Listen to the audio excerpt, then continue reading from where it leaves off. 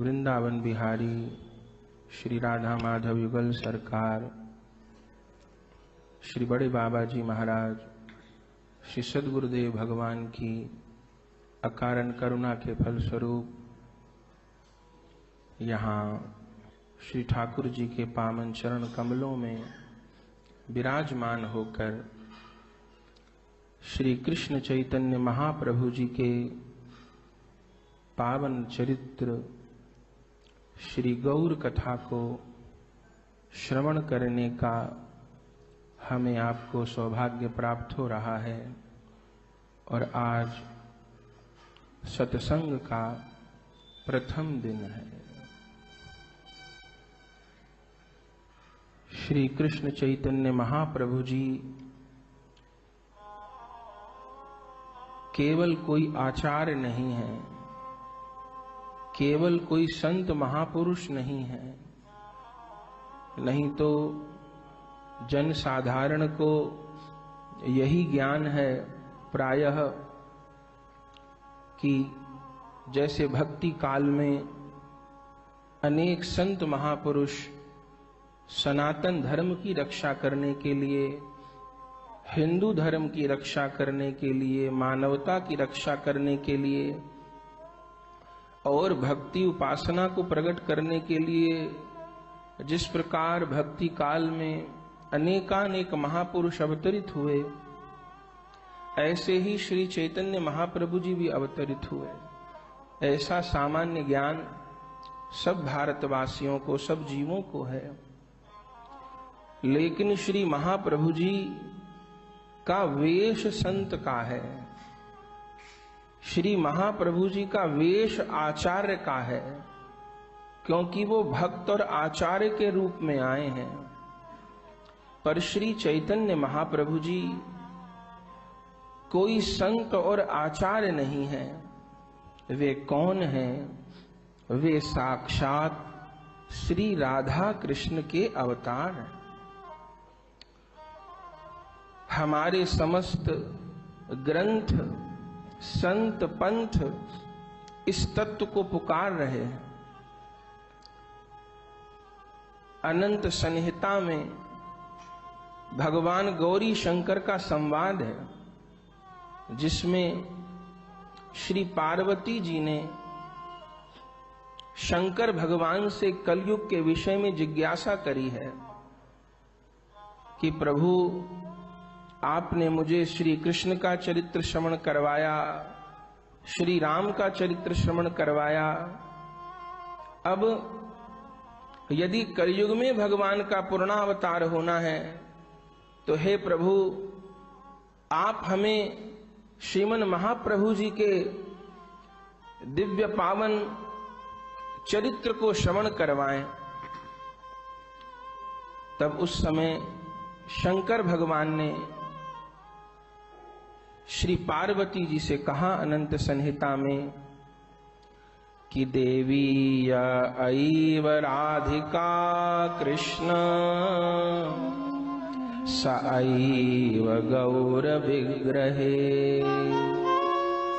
यच्च वृंदावनम देवी नवदीपश्च तत्शुभम।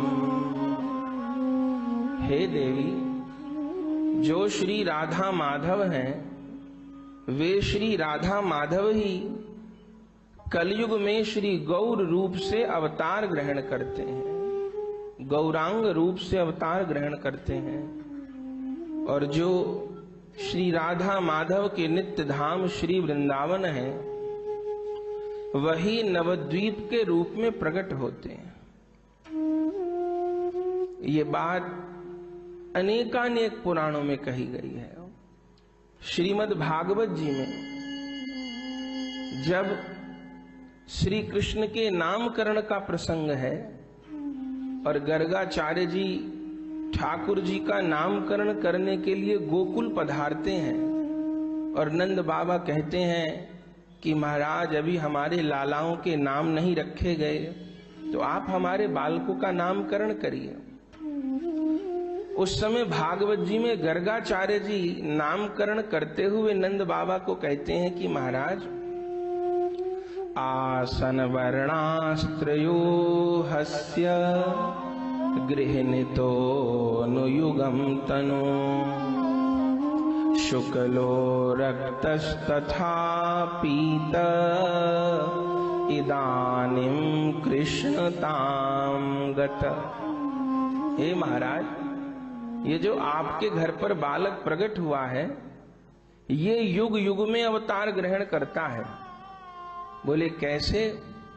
बोले सतयुग में शुक्ल वर्ण से अवतार ग्रहण करता है, त्रेता में रक्त वर्ण से अवतार ग्रहण करता है, इस द्वापर में कृष्ण वर्ण से अवतार स्वरूप ग्रहण करके आया है, और यही आपका बालक कलयुग में पीत वर्ण से अवतार ग्रहण करता है।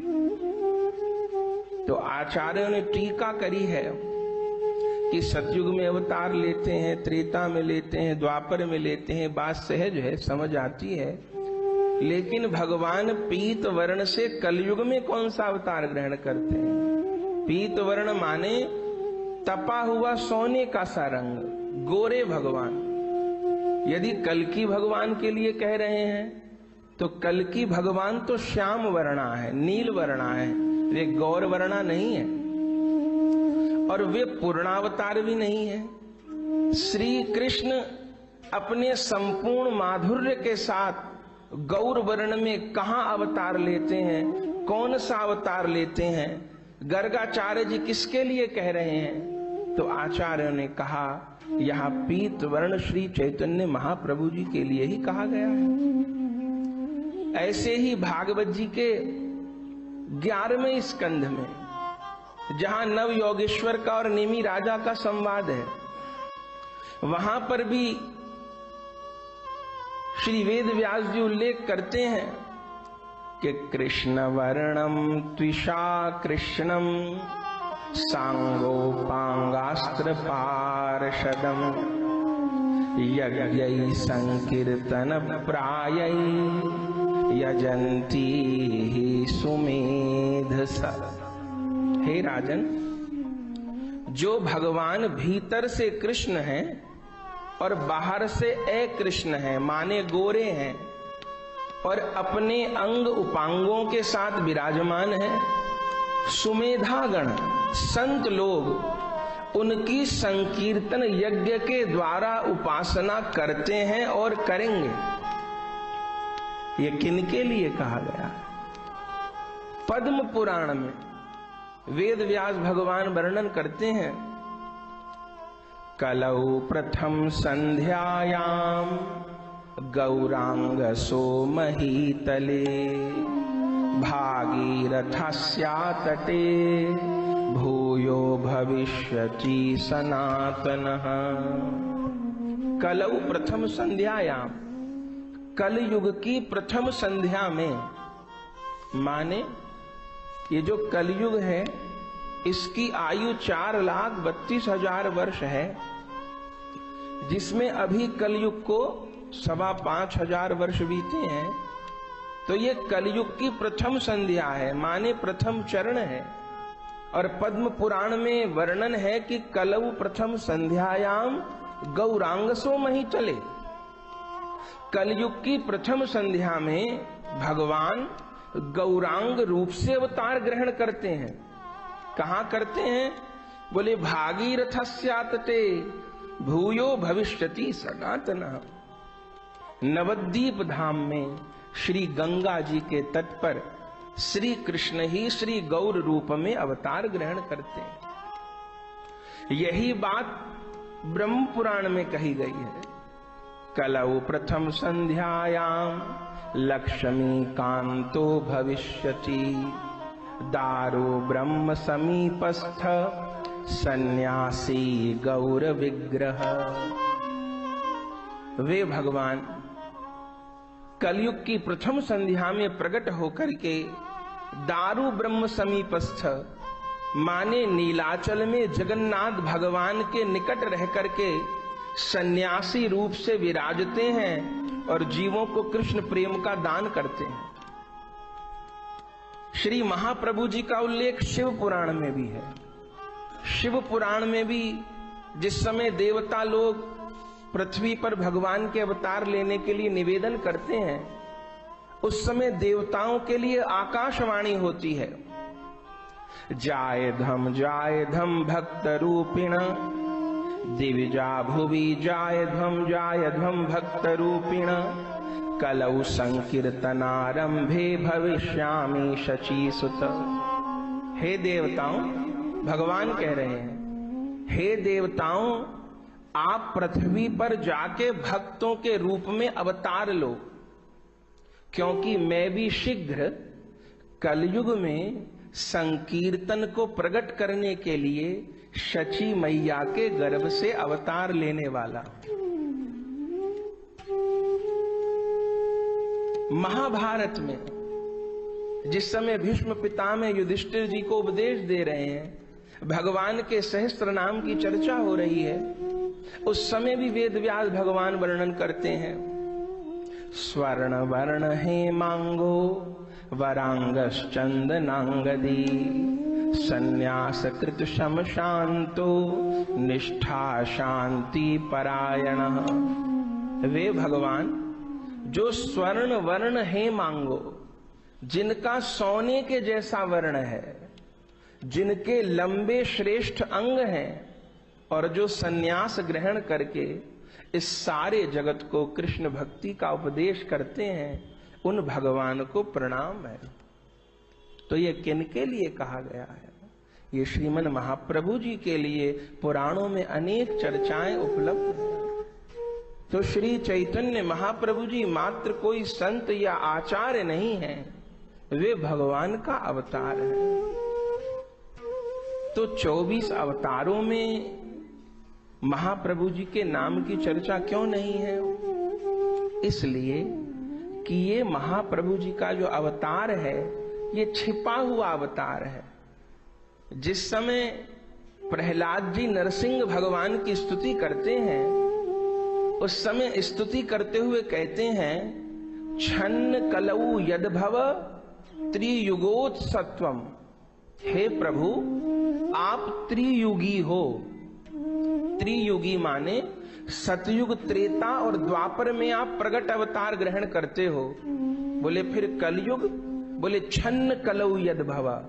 बोले कलयुग में आप छिपा हुआ अवतार ग्रहण करते हो, माने कलयुग में आप भक्त बन के आते हो। होते हो भगवान पर बन के आते हो भक्त, इसलिए आपका एक नाम त्रियुगी है। मैं आपको प्रणाम करता हूं। प्रहलाद जी कह रहे हैं, तो प्रभु छिपकर क्यों आते हैं? तो आचार्यों ने कहा, प्रभु अपनी 3 वांछाओं को पूर्ण करना चाहते हैं। जो इच्छाएं श्री कृष्ण की ब्रज लीला में पूरी नहीं हुई। क्या पूरी नहीं हुई? आचार्यों ने कहा, कई क्षण राधा प्रेमा, कई क्षण मधुरिमा, कई क्षण सुखे तिहो भोर। ए 3 वांछित धान ब्रजे नहीं लो पुराण, की करबो ना पाइया और। भाविया देखिलो मने राधार स्वरूप बिने, ए वांछा पूर्ण कभो ना। तो राधा भाव कांति धरी, राधा प्रेम गुरु करी, नदियाते कर लो उदय। श्री कृष्ण गौर क्यों बने हैं? आचार्य कह रहे हैं 3 कारणों से। क्या? बोले कई क्षण राधा प्रेमा। श्री कृष्ण ब्रज लीला में ब्रजवासियों के प्रेम के आगे बिक गए। गोपियों के प्रेम के आगे श्री ठाकुर जी ऋणी हो गए, और राधा रानी के प्रेम के कितने ऋणी हो गए, उसकी तो व्याख्या ही संभव नहीं है। तो संसार में एक व्यवस्था है, जब कोई व्यक्ति इतने कर्ज में डूब जाता है कि कर्जा न चुका पाए। किसी ने 1 करोड़ रुपए का कर्ज ले लिया, 1 करोड़ रुपए का कर्जा हो गया, अब चुका नहीं पा रहा वो। 100 लोगों से उसने 1-1 लाख रुपए लिया है, 1 करोड़ कर्ज हो गया, चुका नहीं पा रहा। तो संसार में भी एक व्यवस्था है कि वो व्यक्ति अपने आप को दिवालिया घोषित कर देता है और कहता है, भाई भले मैंने 1 करोड़ का कर्जा ले लिया है, पर चुकाने के लिए मेरे पास 1-1 लाख रुपए सबके लिए नहीं है। मेरी तो कुल संपत्ति 1 ही लाख रुपए की है, कर्जा 1 करोड़ का हो गया, कैसे हो? तब सबको मानना पड़ता है कि भाई अपने आप को दिवालिया घोषित कर दिया। तो जिनको 1-1 लाख रुपए देने थे वो 1-1 हजार दे दिए गए और उनसे कहा गया आप संतोष कर लो। उस व्यक्ति ने समर्पण कर दिया, कर्जा नहीं उतार पाया। कुछ ऐसी लीला ब्रज में हुई।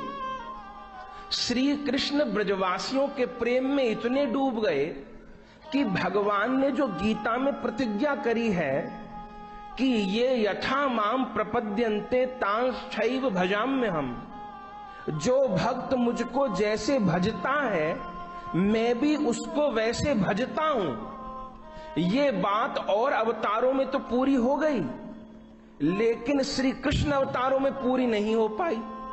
कैसे? पूतना भगवान को मारने के लिए आई, दूध पिलाने का अभिनय कर रही थी, मां का अभिनय कर रही थी, पर मारने को आई। भगवान ने उसको बदले में अपनी धाय का पद दे दिया, मोक्ष प्रदान कर दिया। और इस मोक्ष से बढ़कर भगवान के पास देने को कुछ नहीं है। तो पूतना तो मारने की नियत से आई दूध पिलाने, भगवान ने उसको सबसे अमूल्य वस्तु दे दी। पूतना को जब सबसे अमूल्य वस्तु दे दी तो अब यशोदा जी को क्या देंगे? यदि पूतना का इतना सौभाग्य जिसने मारने के भाव से एक बार भगवान को दूध पिलाया, तो भगवान ने सबसे अमूल्य वस्तु उठा के दे दी। फिर जिन यशोदा जी ने लाखों बार लाला को सीने से लगा के दूध पिलाया हो, अपने प्राण न्यौछावर करे हो, उन यशोदा जी को क्या दिया जाएगा? जो असुर लोग भगवान को मारने के लिए आए, भगवान ने उनको अपने धाम दे दिए, मोक्ष दे दिए, कल्याण कर दिए, उद्धार कर दिए। सबसे अमूल्य वस्तु तो उनको दे दी। अब ब्रजवासियों को क्या देंगे? यदि यशोदा जी को भी वही दे दें जो पूतना को दिया, फिर तो पूतना यशोदा जी में कोई फर्क नहीं रह जाएगा। यदि ब्रजवासियों को भी वही स्थान दे दें जो राक्षसों को दिए, तो फिर ब्रज भक्ति का तो कोई मूल्य नहीं रह जाएगा। अब गोपियों को क्या दें, ब्रजवासियों को क्या दें, सखाओं को क्या दें, ब्रज रसिकों को क्या दें? तो भगवान की यह प्रतिज्ञा पूरी नहीं हो पाई कि यथा माम प्रपद्यन्ते तांश्चैव भजाम्यहम्। और जब पूरी नहीं हो पाई, अभी जो उदाहरण दिया, किसी व्यक्ति से कर्जा नहीं चुकाया गया तो उसने सरेंडर कर दिया, अपने आप को दिवालिया घोषित कर दिया।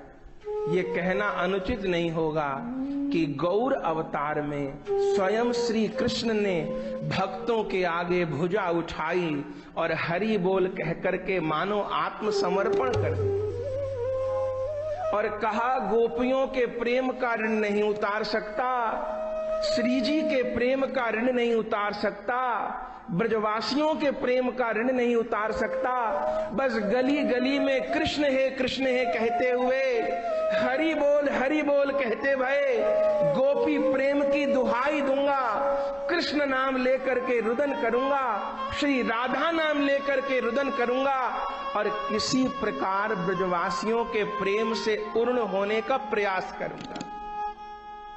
ये गौर अवतार का अंतरंग प्रयोजन है। श्री कृष्ण अपना प्रेम ऋण उतारने को आए हैं और अपनी 3 इच्छाओं को पूरी करने के लिए आए हैं। वो कौन सी इच्छा जो अभी सुना? कई क्षण राधा प्रेमा, कई क्षण मधुरिमा और कई क्षण सुखे तिहो भोर। लीला में श्री कृष्ण को ये तो पता चला कि मेरा श्री जी के प्रति प्रेम कैसा है, क्योंकि श्री कृष्ण श्री जी को प्रेम करते हैं तो अपने प्रेम की तो उनको पहचान है, जानकारी है, लेकिन ये न जान पाए कि श्री राधा मेरे से कितना प्रेम करती हैं। मैं तो उनसे प्रेम करता हूं, लेकिन श्री राधा मेरे से कैसा प्रेम करती हैं, वो प्रेम कैसा है। कई क्षण राधा प्रेमा और कई क्षण मधुरिमा। श्री राधा रानी का प्रेम कैसा है और मेरे रूप की माधुरी कैसी है। माने मेरे रूप में ऐसा कौन सा जादू है जिस रूप के जादू में पड़ करके इतनी इतनी गोपियों ने लोक लाज का त्याग करके मेरा भजन किया। इतने इतने भक्त रसिक महापुरुष, बड़े बड़े घरों के युवक अपनी सारी सुख संपत्ति को छोड़कर वृंदावन में आकर के भिक्षुक बनकर के भजन करने लगे। वो ऐसी मेरी रूप माधुरी कैसी है जो सबको पागल कर देती है। मेरी प्यारी प्रिया जिस रूप माधुरी की दीवानी है, वो मेरी रूप माधुरी कैसी है। मैं उस रूप माधुरी को देखना चाहता हूं, उसका आस्वादन करना चाहता हूं। और अपनी रूप माधुरी का आस्वादन कैसे होगा? जब तक मैं कृष्ण बना रहूंगा तब तक नहीं होगा। अपनी रूप माधुरी का पान करने के लिए मुझे श्री राधा बनना पड़ेगा, मुझे गोपी बनना पड़ेगा, या मुझे भक्त बनना पड़ेगा। कई क्षण राधा प्रेमा, कई क्षण मधुरिमा और कई क्षण सुखे तीहों भोर। प्रिया जी को प्राप्त करके जो मुझे सुख मिलता है, श्याम सुंदर कह रहे हैं, वो सुख तो मुझे पता है, लेकिन प्रिया जी को मुझे प्राप्त करके जो सुख मिलता है वो सुख मुझे नहीं पता। अब मैं श्री जी के प्रेम को जानना चाहता हूं। श्री जी को मुझे प्राप्त करके जो सुख मिलता है उसको जानना चाहता हूं, और अपने रूप माधुरी के रहस्य को जानना चाहता हूं। ये तीनों वांछा मेरी कृष्ण बने रहने पर पूरी नहीं होंगी। ये कब पूरी होंगी? जब मैं भक्त बन जाऊंगा। कई क्षण राधा प्रेमा, कई क्षण मधुरिमा, कई क्षण सुखे तिहो भोर। ए तीन वांछित धन ब्रजे नहीं लो पूरन। ये तीन इच्छाएं ब्रज में पूरी नहीं हुई, की कोरबो ना पाइया। और तो अब निर्णय क्या लिया? बोले भाविया देखी लो मने, राधार स्वरूप बिने, ए वांछा पूर्ण कभू नए। प्रिया जी का स्वरूप लिए बिना ये वांछा पूरी नहीं होगी। तो फिर क्या किया श्री कृष्ण ने? बोले राधा भाव कांति धरी। श्री कृष्ण ने श्री राधा की भाव कांति को धारण कर लिया। माने उनके रंग को भी धारण कर लिया और श्री जी के भाव को भी धारण कर लिया। राधा भाव कांति धरी और राधा प्रेम गुरु करी, नदी आते कर लो उदय। श्री कृष्ण, देह तो श्री कृष्ण का, पर भीतर और बाहर से श्री जी में अपने आप को ओतप्रोत कर लिया। देह तो श्री कृष्ण का, लेकिन वर्ण श्री जी का। देह तो श्री कृष्ण का, लेकिन उसमें धड़कने वाला दिल राधा रानी का। तब मैं जान पाऊंगा कि प्रिया जी का प्रेम कैसा है। ये तीन वांछित धन ब्रजे नहीं लो पूरन। और सरल करके समझें, जैसे शबरी मैया ने जीवन भर अपने प्यारे प्रभु की बाट देखी। जीवन भर बहुत छोटी सी अपने घर से आई थी, हम लोग चरित्र सुना करते हैं। और वो वृद्ध हो गईं। उनके गुरुदेव ने उनको बस 2 ही बात कही थी कि बेटी, एक तो राम राम रटना। उन्होंने पूछा था कि भगवत प्राप्ति कैसे होगी। गुरुजी ने यही कहा था, तुम राम राम रटना, एक दिन तुम्हारी कुटिया पर राम आएंगे। कब आएंगे ये नहीं कहा, और ये कहकर गुरुजी अंतर ध्यान हो गए।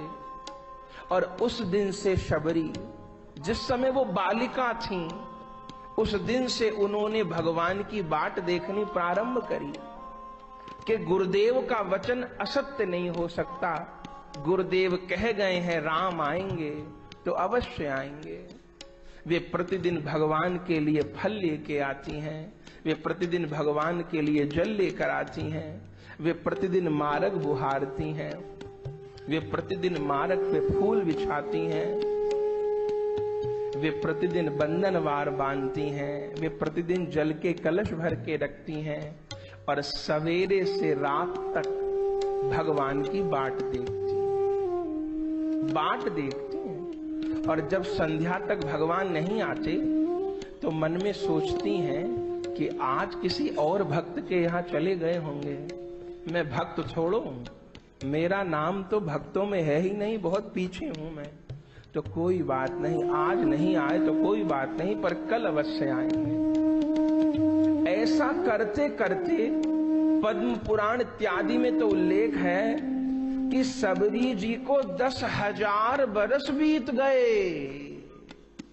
1-2 दिन नहीं, वो बड़ी वृद्धा हो गई, पर उनकी आशा वृद्ध नहीं हुई, उनकी लालसा बूढ़ी नहीं हुई। उनका शरीर भले बूढ़ा हो गया हो, वो प्रतिदिन उसी तरह रोती रहीं, वो प्रतिदिन उसी तरह भगवान के लिए तड़पती रहीं, वो उसी प्रकार व्याकुल होकर नाम जपती रहीं, वो उसी प्रकार प्रभु को पुकारती रहीं। उनको सारी सृष्टि राममय दिखने लग गई थी। वे अपने आश्रम के पंछियों से बात करती थी। एक कागा उनकी कुटिया के ऊपर बैठा, शबरी उस कागा से ही बात करने लग जाती हैं कि बोल बोल कागा मेरे, राम कब आएंगे। बोल बोल कागा मेरे, राम कब आएंगे। बोल बोल कागा मेरे, राम कब आएंगे। बोल बोल कागा मेरे, राम कब आएंगे। भिलनी की झोंपड़ी के भाग खुल जाएंगे। भिलनी की झोंपड़ी के भाग खुल जाएंगे। उड़ जा रे कागा ला दे राम की खबरिया। उड़ जा रे कागा ला दे राम की खबरिया। आएंगे धनुष धारी कौन सी डगरिया। आएंगे धनुष धारी